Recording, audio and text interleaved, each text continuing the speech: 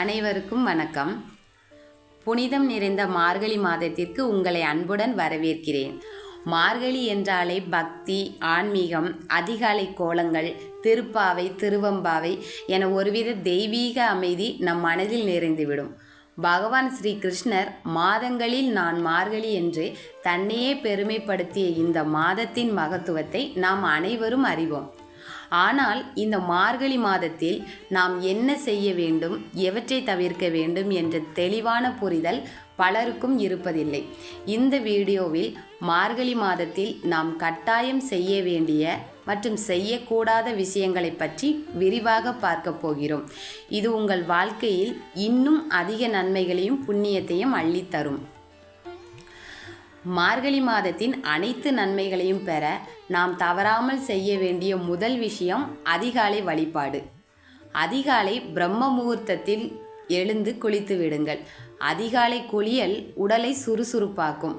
மார்கழி மாத குளிர் ஓசோன் படலத்தின் தூய காற்றை சுவாசிக்கவும் உதவுகிறது.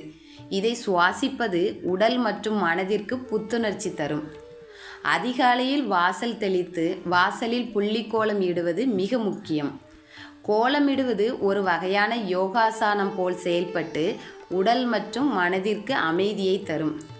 வண்ண கோலங்கள் லட்சுமி கடாட்சத்தை அள்ளி தரும். அரிசில் மாவில் போடும் கோலம் சிறு உயிரினங்களுக்கு உணவாகி ஜீவ காருண்ய புண்ணியத்தை சேர்க்கும். மார்கழியில் அதிகாலையில் வீதி எங்கும் பஜனைகள் நடக்கும்.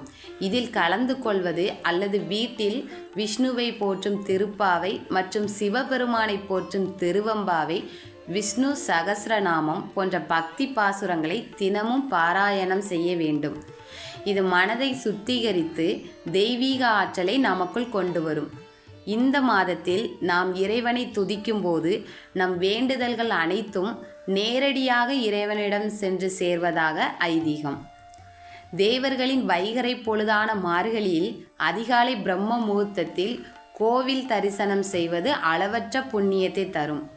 முடிந்தவரை அதிகாலையிலே இந்த மாதத்தில் பெருமாள் மற்றும் சிவன் கோயில்களுக்கு சென்று வழிபடுவது மிகவும் விசேஷமானது.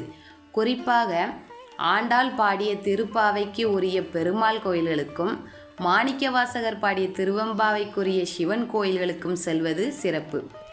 மார்கழியில் செல்லும் ஒரு சிறிய வழிபாடு கூட பல மடங்காக பலனளிக்கும்.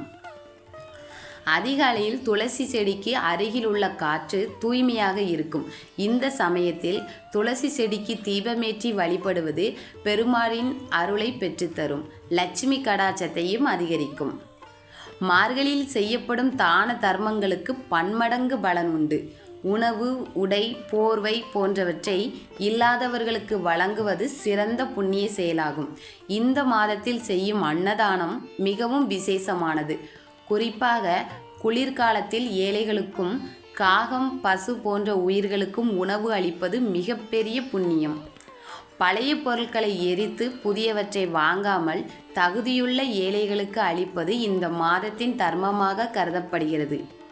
அதேபோல கோவிலில் நடைபெறும் உழவார பணி மற்றும் வழிபாட்டுக்கு நிதி அல்லது பொருள் உதவி செய்வது நம் குடும்பத்தின் கர்ம வினைகளையும் போக்கும்.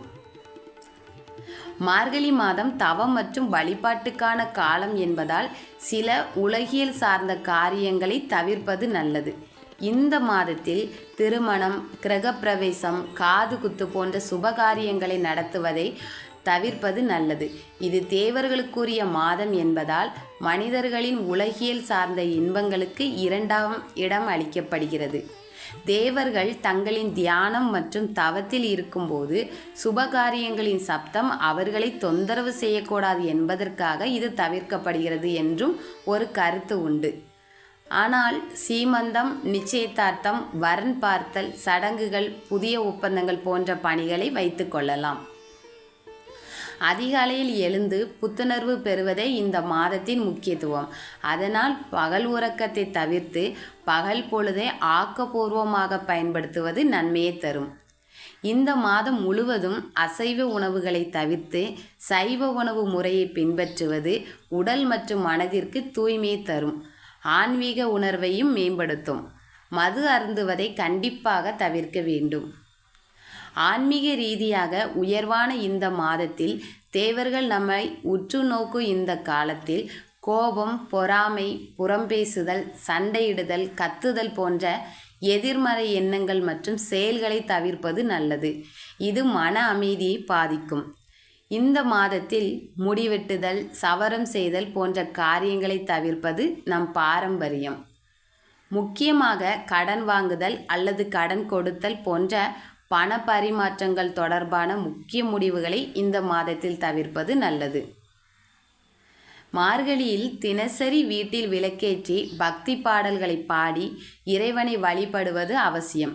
இந்த மாதத்தில் இறை வழிபாடு இல்லாமல் இருப்பது கிடைக்கும் புண்ணிய வாய்ப்பை இழப்பதாகும்.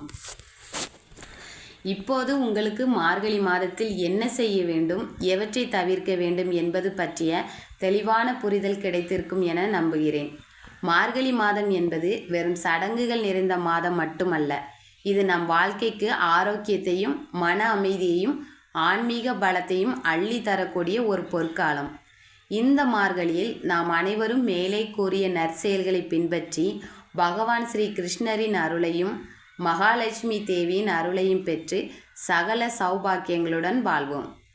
இந்த தகவல் உங்களுக்கு பிடித்திருந்தால் இந்த வீடியோவை ஒரு லைக் செய்து மார்கழி விரதம் இருக்கும் உங்கள் நண்பர்கள் மற்றும் உறவினர்களுக்கும் பகிருங்கள்.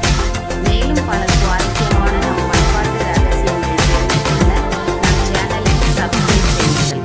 மீண்டும் ஒரு நல்ல காணொளியில் சந்திப்போம். நன்றி, வணக்கம்.